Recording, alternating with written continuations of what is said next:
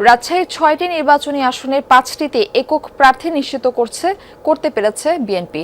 শুধু একটি আসনে দলের মনোনীত প্রার্থীর বিপরীতে প্রার্থী হিসেবে রয়ে গেছেন দলটির দুই বিদ্রোহী। তারা নির্বাচন করছেন স্বতন্ত্র প্রার্থী হিসেবে। এরই মধ্যে দুজনকে বহিষ্কার করা হয়েছে দল থেকে। আসনটি হল পুঠিয়া ও দুর্গাপুর উপজেলা নিয়ে গঠিত রাজশাহী ৫। স্বতন্ত্রদের দাবি, দলের মনোনয়নে স্থানীয় জনগণের আকাঙ্ক্ষা প্রতিফলিত হয়নি। যদিও দলের মনোনীত প্রার্থী বলছেন, ভোট আসবে দলের প্রতীকে। রেইনবো অলরাউন্ডার এক্সটেরিয়র পে বাড়ির বাহিরের দেয়ালের সুরক্ষা নিয়ে থাকুন নিশ্চিন্ত। সাথে পাচ্ছেন ১০ বছরের ওয়ারেন্টি। শৃঙ্খলার মূল্যবোধকে সম্মান করে আমি স্বতন্ত্র প্রার্থীতা প্রত্যাহার করব। নেতাকর্মীরা আটকে রেখেছিলেন, তবুও দলের প্রার্থীকে মাঠ ছেড়ে দিতে ভিডিও কলে প্রার্থিতা প্রত্যাহারের আবেদন করেন এই প্রার্থী। এভাবেই নানা কায়দায় শেষ সময়ে একে একে রাজশাহীর ৫টি আসন থেকেই প্রার্থিতা প্রত্যাহার করে নেন বিএনপির স্বতন্ত্র প্রার্থীরা। শুধু ব্যতিক্রম হয়ে রয় রাজশাহী ৫।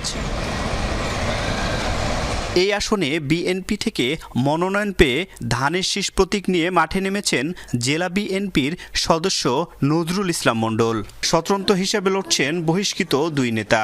ঘোড়া প্রতীকে পুঠিয়া উপজেলায় ইশফাক খায়রুল হক শিমুল, আর ফুটবল মার্কায় আছেন যুক্তরাজ্য জিয়া পরিষদের সদ্য সাবেক নেতা রেজাউল করিম।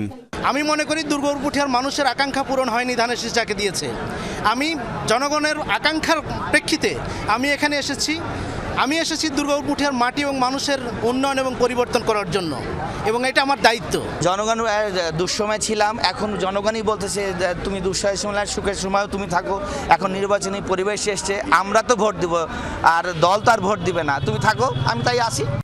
এই আসনে একাধিকবার নির্বাচনে অংশ নেয়া দলীয় প্রার্থী বলছেন, ধানের শীষের বড় ভোট ব্যাংক রয়েছে এখানে। সে কারণেই স্বতন্ত্র প্রার্থীদের নিয়ে উদ্বেগ নেই তার। মানুষ ঐক্যবদ্ধভাবে থাকবে, ঐক্যবদ্ধভাবে বিএনপিকে ভোট দিবে।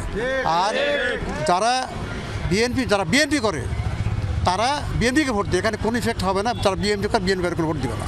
রাজশাহী ৫ আসনে এবার মোট ভোটার ৩,৪৯,১৮০ জন।